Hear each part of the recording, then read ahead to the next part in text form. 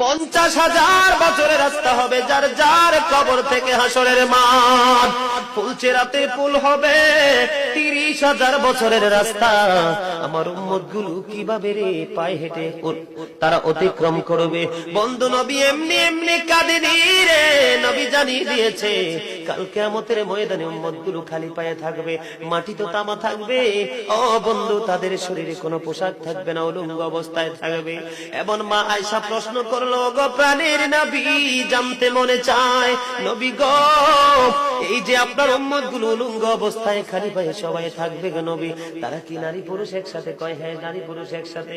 তারা কি কেউ কারো দিকে নজর দিবে না? এবার আমার নবী বলেছে, আয়েশা রে, কেমন করে নজর দেবে রে আয়েশা? বন্যার পানি যেমনি প্রবল বেগে বৃদ্ধি পেয়ে পৃথিবীর মানুষগুলোকে গ্রাস করে ফেলে, কাল কিয়ামতের দিন এই জাহান্নামের আগুন